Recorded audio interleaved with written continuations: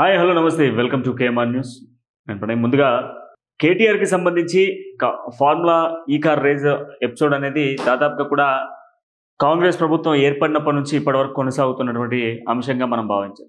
అయితే ఈ యొక్క అంశానికి సంబంధించి మొదటగా ఈ కార్ రేజ్కి సంబంధించి ఇప్పటికీ దాదాపుగా కూడా 2 సార్లు విచారణకు హాజరైనటువంటి కేటీఆర్ ఈసారి కూడా మళ్ళీ హాజరయ్యారు.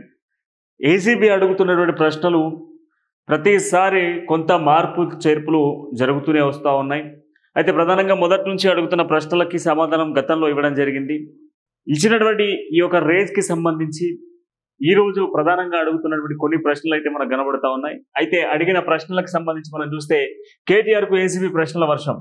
కేటీఆర్ను ప్రశ్నిస్తున్న ACB director Vijay Kumar and justice joint డైరెక్టర్గా ఉన్నటువంటి తరుణ్ జోషి ఈ ఇద్దరు కూడా ప్రశ్నిస్తా ఉన్నారు ఏసీబీ డైరెక్టర్లు. అండ్ దీంతో పాటుగా హెచ్ఎండిఏకి సంబంధించిన నిధుల దుర్వినియోగం పైన వరుసగా ప్రశ్నలు కూడుస్తా ఉన్నాయి. ఎందుకంటే ఈ ఫార్ములా ఈ రేజ్ అనేది హైదరాబాద్ లో జరిగింది. హెచ్ఎండిఏ పరిధిలో జరిగినటువంటి దీనికి సంబంధించినటువంటి నిధులంతా కూడా దాదాపుగా కూడా ఈ నిధుల కేటాయింపు అనేది హెచ్ఎండిఏ ఫండ్ నుంచి వాడిన పరిస్థితులు అయితే ఉన్నాయి. దాంతో పాటుగా ఫార్ములా కార్ ఈ రేజ్ కి సంబంధించినటువంటి ఎఫ్సిఓ కంపెనీకి సంబంధించినటువంటి ప్రతినిధులు ఏవైతే ఇచ్చినటువంటి స్టేట్మెంట్ గతంలో వాళ్ళను కూడా విచారించడం జరిగింది. ఏదైతే ఎఫ్సిఓకి సంబంధించిన కంపెనీ ప్రతినిధులను కూడా గతంలో ఏసీబీ డైరెక్టర్ ఆఫ్ ఏసీబీకి సంబంధించినటువంటి డైరెక్టర్స్ గతంలో కూడా ప్రశ్నించిన సిచ్యువేషన్స్ ఉన్నాయి. అయితే దీంట్లో ప్రధానంగా వాళ్ళు ఇచ్చినటువంటి స్టేట్మెంట్స్ ఆధారంగానే ఈ రోజును ప్రశ్నలన్నీ కూడా ఉండబోతా ఉన్నాయి. కేటీఆర్కి సంబంధించిన ప్రశ్నల్లో ఏమేమి ప్రశ్నలు అడుగుతా ఉన్నారు, అసలు ఏంది అని అంటే కంప్లీట్గా డీటెయిల్గా చూసేటువంటి ప్రయత్నం చేద్దాం. దాదాపుగా కూడా 55 కోట్లకు సంబంధించినటువంటి విదేశీ కరెన్సీని ఎందుకు చెల్లించారు అన్నటువంటి పాయింట్ని ఒకటి అడుగుతా ఉన్నారు. దాంతో పాటుగా ఆర్బీఐ అనుమతి ఎందుకు తీసుకోలేదు అన్నటువంటి ప్రశ్నను కూడా అడుగుతా ఉన్నారు.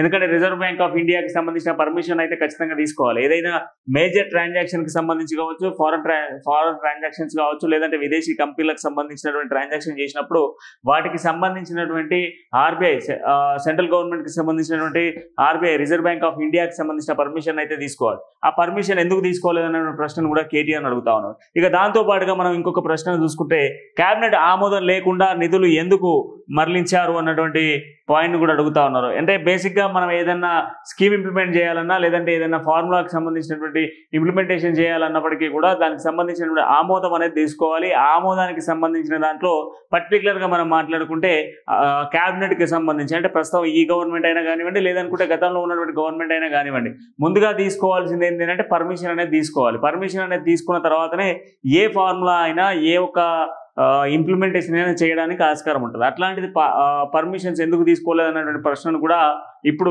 ఏసీబీ అడుగుతున్న సిచ్యువేషన్స్ కనబడుతూ ఉన్నాయి. ఇక దాంతోపాటుగా ఆర్థిక శాఖ పర్మిషన్ అవసరం లేదనుకున్నారా? ఆర్థిక శాఖకు సంబంధించి మరి ఎందుకు పర్మిషన్ తీసుకోలేదు? ఆర్థిక శాఖ మంత్రిగా గత ఎన్నికల్లో మనం చూసుకుంటే హరీష్ రావు ఉన్నాడు. ఆర్థిక శాఖకు సంబంధించిన పర్మిషన్ ఎందుకు తీసుకోలేదు, క్యాబినెట్ ఎందుకు చర్చించలేదు అన్నటువంటి ప్రశ్నను కూడా కేటీఆర్ని అడుగుతా ఉన్నారు. దాంతో పాటుగా ఇక్కడ ఏంది అని అంటే లీగల్ అగ్రిమెంట్కి సంబంధించి దీనికి సంబంధించిన అగ్రిమెంట్ చేసినప్పుడు అండ్ దాంతోపాటుగా చెల్లించినప్పుడు మీ ఆధ్వర్యంలో జరిగిందా అన్నటువంటి ప్రశ్నను కూడా ఏసీబీ అడుగుతా ఉంది. ఈ అన్ని ప్రశ్నలు దాదాపుగా కూడా 6 ప్రశ్నల్ని ప్రస్తుతం ఏసీబీ కేటీఆర్ని అడుగుతా ఉన్న సిచ్యువేషన్స్ కనబడతా ఉన్నాయి. ఈ 6 ప్రశ్నలకు కేటీఆర్ ఇచ్చే సమాధానం ఇప్పుడు కీలకంగా మారబోతా ఉంది. మరోవైపు మనం చూసుకుంటే కేటీఆర్ అరెస్ట్ కూడా ఉంటుంది అన్నటువంటి వార్తలు కూడా వినబడతా ఉన్నాయి. దాంతో పాటుగా ఉదయం సమయంలో కేటీఆర్ కూడా సంచలన కామెంట్ చేశారు.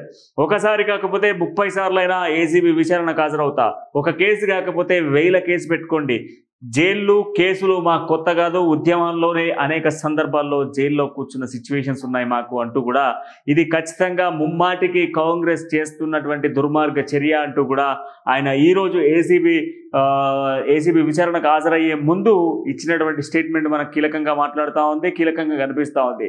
అరెస్ట్కే కావచ్చు లేదా జైలుకే వెళ్ళొచ్చు, అయినా భయపడాల్సిందే ఏం అవసరం లేదు, ఖచ్చితంగా కూడా న్యాయమే గెలుస్తుంది అన్నటువంటి స్టేట్మెంట్ కూడా కేటీఆర్ ఇచ్చిన సిచ్యువేషన్స్ కనబడతా ఉన్నాయి. బట్ ఏదేమైనా దాదాపుగా కూడా ఈ యొక్క ఎపిసోడ్కి సంబంధించి సుదీర్ఘంగా కొనసాగుతూ ఉంది. ఈ కొనసాగుతున్న ఎపిసోడ్కి సంబంధించి మరి కేటీఆర్ ఇచ్చేటువంటి సమాధానాలతో ఏసీబీ సంతృప్తి పొందుతుందా లేదా మరొకసారి విచారణకు హాజరు కావాలంటూ కోరుతుందా అన్న దానిపైన కొంత ఉత్కంఠ నెలకొన్న సిచ్యువేషన్స్ కనబడతా ఉన్నాయి. ఏసీబీ పరిసర ప్రాంతాల్లో కూడా పెద్ద ఎత్తున బీఆర్ఎస్ కార్యకర్తలు అక్కడక్కడ కనబడతా ఉంటే వాళ్ళని అరెస్టులు చేస్తూ ఉన్నారు. అండ్ దాంతోపాటుగా తెలంగాణ భవన్ సమీపంలో ఉన్నటువంటి సరౌండింగ్లో ఉన్నటువంటి కొన్ని హోటల్స్ దగ్గర ఆగినటువంటి బీఆర్ఎస్ కార్యకర్తలను బీఆర్ఎస్ నేతల్ని కూడా అదుపులోకి తీసుకుంటా ఉన్నారు. సరౌండింగ్స్లో ఉన్నటువంటి పెద్ద పెద్ద హోటల్స్ అన్ని కూడా మూసేస్తున్నారు అన్నటువంటి వార్తలు కూడా కనబడతా ఉన్నాయి. ఎందుకంటే ఒకవేళ నిజంగా కేటీఆర్ అరెస్ట్ అయితే పెద్ద ఎత్తున కూడా ఆందోళన చేసేటువంటి అవకాశాలు కనుక ముందస్తు చర్యల్లో భాగంగానే పోలీసులు కూడా అలర్ట్ అయిపోయిన సిచ్యువేషన్స్ కనబడతా ఉన్నాయి. కేటీఆర్ అరెస్ట్ అనేది ఇప్పుడు పెద్ద చర్చకు దారితీసేటువంటి అవకాశాల నేపథ్యంలోనే ఈ యొక్క ఫార్ములా కి సంబంధించిన దాంట్లో మరి పెద్ద ఎత్తున పోలీసులు మోహరించిన సిచ్యువేషన్స్ కనబడతా ఉన్నాయి.